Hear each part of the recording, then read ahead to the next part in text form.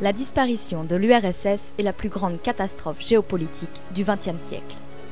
7 ans après qu'il a prononcé ces mots, Vladimir Poutine s'interroge sur son propre avenir.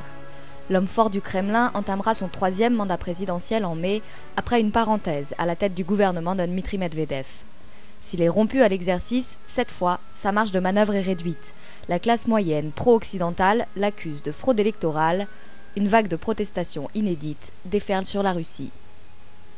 Jeudi 8 mars, réunis par la maison Heinrich Heine, Andrei Grachev, Reinhard Schäfers, Sylvie Kaufmann et Daniel Vernet ont esquissé un rapprochement entre cette nouvelle donne et la situation qui avait mené l'Union soviétique à sa perte en 1991. Gorbatchev au printemps 1991, à laquelle vous faites référence, se trouvait en partie, ou selon pas mal de ses aspects, dans une situation comparable à celle de Poutine. Son autorité, son pouvoir était contesté par une partie importante de la société. Donc, printemps 1991, Gorbatchev est entre deux choix. Soit il se réfugie derrière le passé de son pays, c'est-à-dire la force traditionnelle qui maintenait jusque-là l'Union soviétique, c'est-à-dire le KGB, l'armée, le parti, ce qu'a fait Poutine, après tout. Ou bien, il change de camp, il choisit de franchir le Rubicon et se mettre du côté de ce qui, après tout, représentait cette Russie prochaine, nouvelle. Gorbatchev, on connaît la suite. Aujourd'hui, par contre, Vladimir Poutine semble plutôt indécis. Sans surprise, il reconduira Dmitri Rogozine au sein du prochain gouvernement, un nationaliste dur, très méfiant à l'égard de l'Occident. Mais il a aussi invité Mikhail Prokhorov à entrer au Kremlin. Un homme d'affaires milliardaire, arrivé 3e à la présidentielle et qui ne voit d'autres partenaires pour la Russie nouvelle que l'Union européenne. Bref, là où Gorbatchev avait choisi l'avenir, Vladimir Poutine pose son joker. Poutine, début de la fin. Bon, il y a toujours cette tentation de jouer avec les formules. Poutine, à mon avis, risque de devenir victime d'un piège qu'il a monté lui-même. Il se fait réélire avec la partie arriérée, rétrograde, conservatrice de la société, mais avec cet appui, il ne peut pas avancer vers sa modernisation.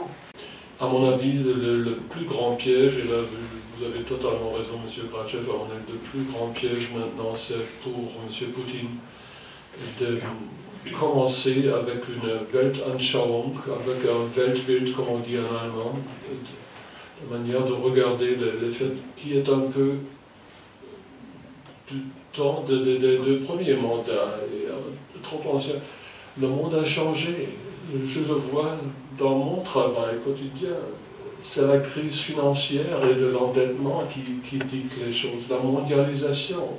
Donc mon espoir, mais aussi notre objectif, c'est la même chose, donc doit être de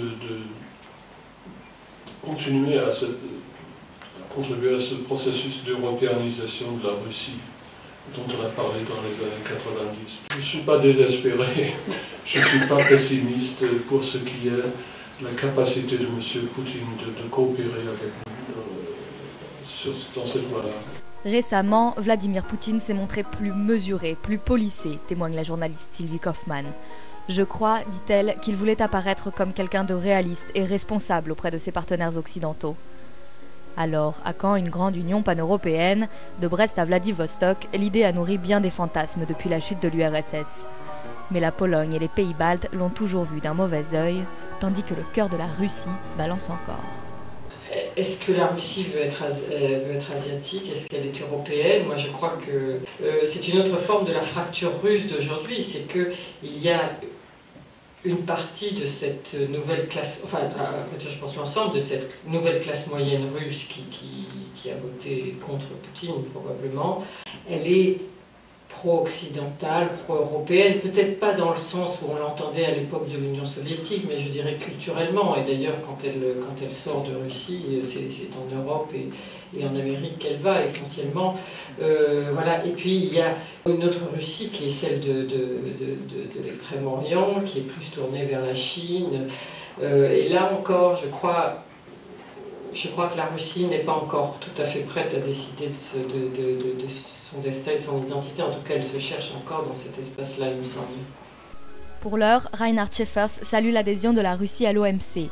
Une avancée énorme, dit-il, qui ouvrira la voie à plus d'implication de la Russie dans le contexte économique et financier mondial. Ensuite, l'ambassadeur voit une longue série de pointillés, jusqu'à, un jour qui sait, une zone de libre-échange de l'Atlantique au Pacifique.